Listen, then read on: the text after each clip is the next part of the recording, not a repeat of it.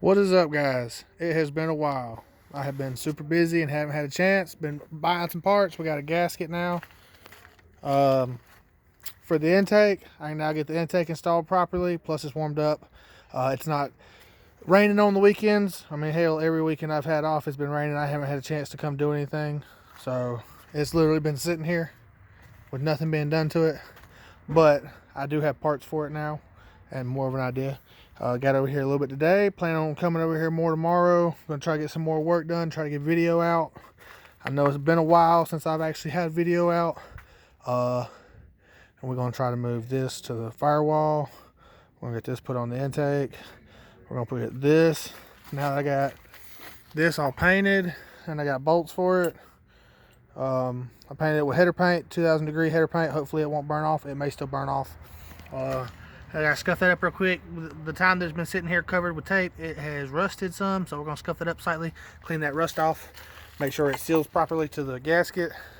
Then that won't be coming off for probably a really long time, unless it absolutely has to, because this changes it to a V-band instead of it being a 4-bolt, because I like V-band better. Makes it much easier to be able to take on and off.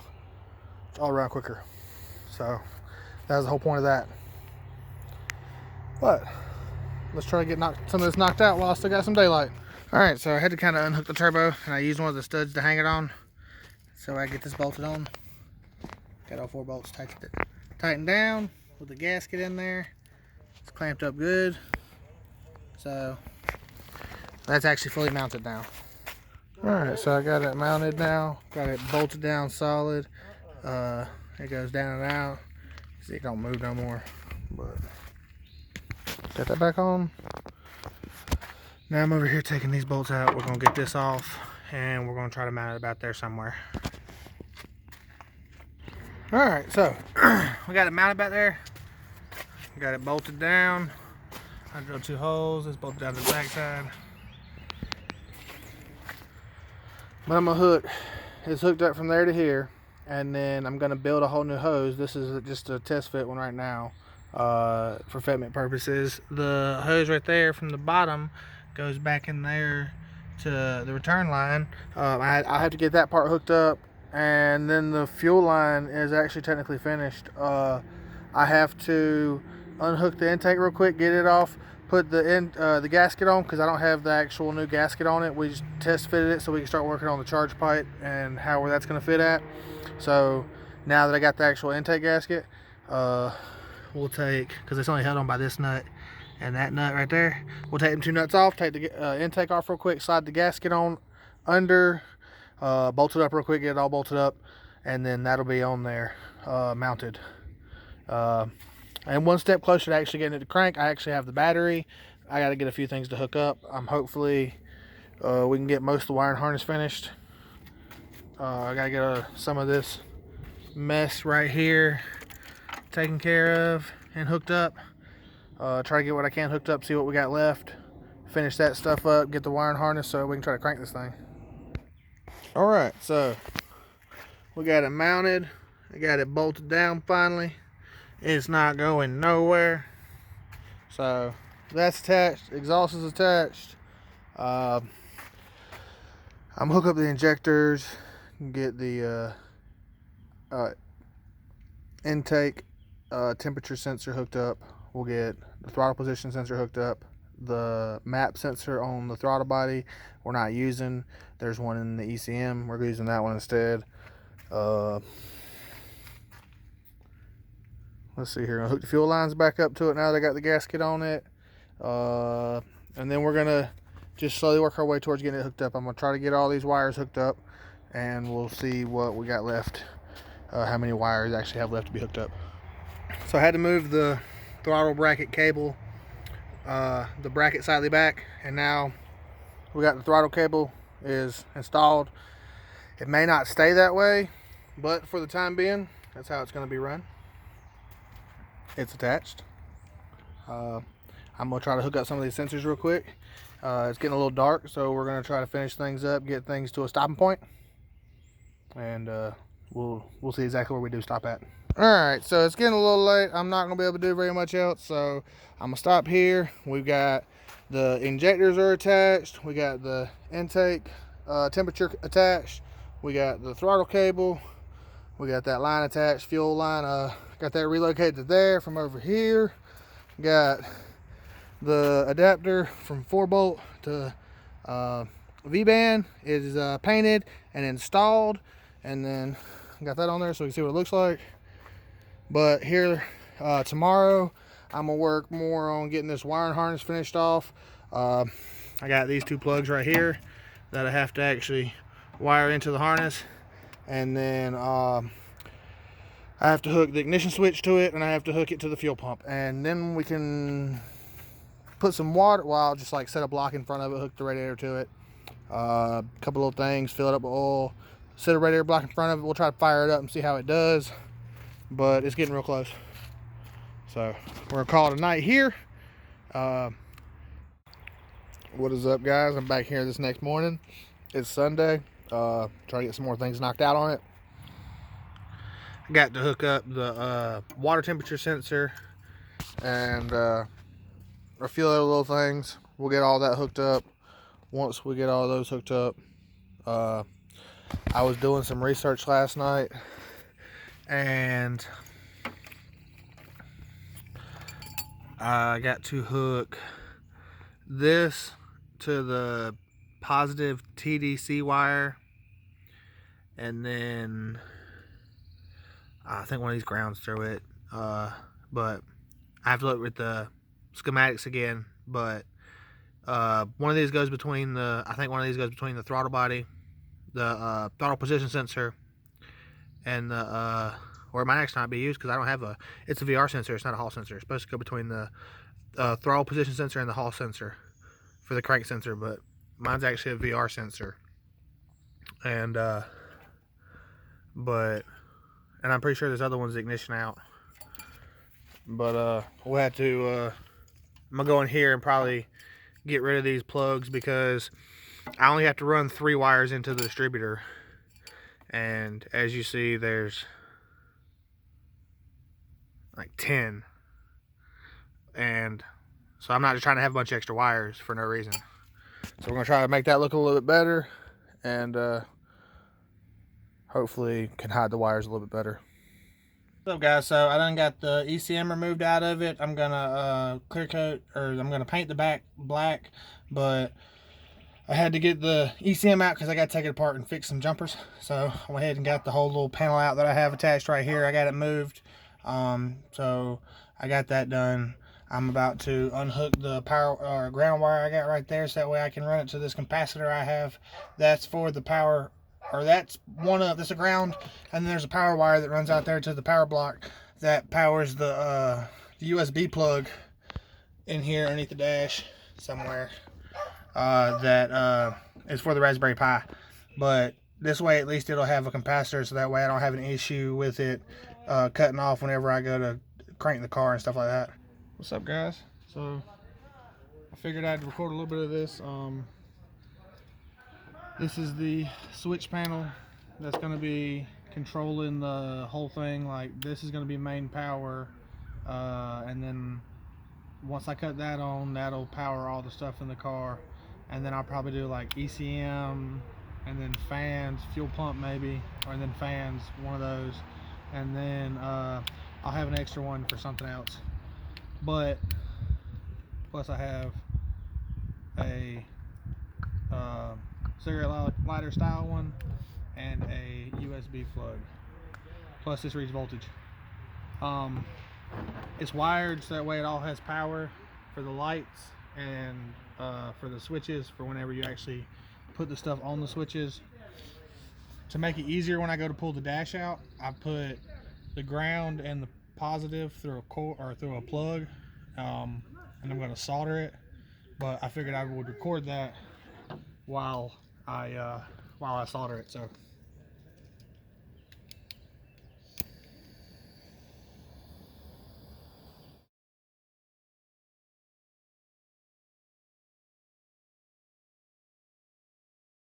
Still not hot enough. You gotta let the wire soak up enough heat so that way when you touch it with the solder, that it actually, the wire will be what melts the solder.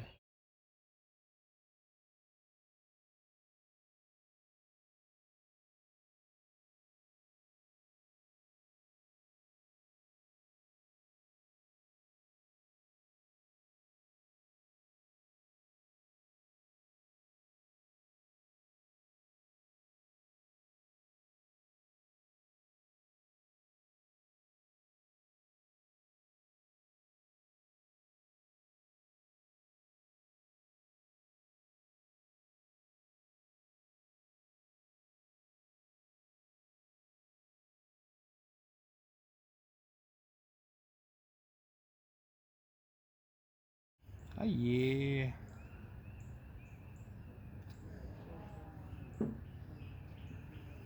Alright, so that's now soldered and shrink wrapped. Now the plug's on there. So whenever I go to take it out of the dash, I can just unplug it.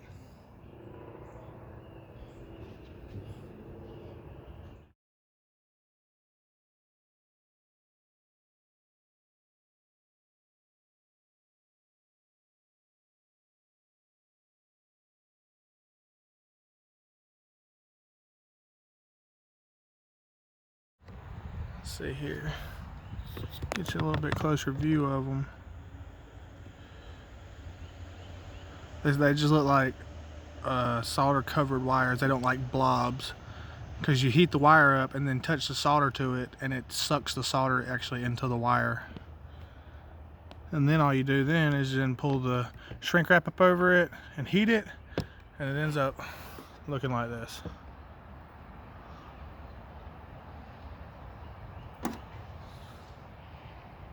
So I got this finished.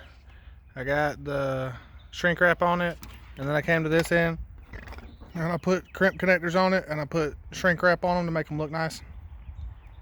The ground eyelet, so that way I can put it on a bolt, and then I'm just going to plug this into the accessory on the fuse box, so that way when I turn the key on, it'll get power, and then that will then power this whole switch panel, and then have the switch panel be ready. So when I turn the key on, it will power this switch panel, and then when this switch panel is powered, I can turn the switches on to power the ECM and the other stuff.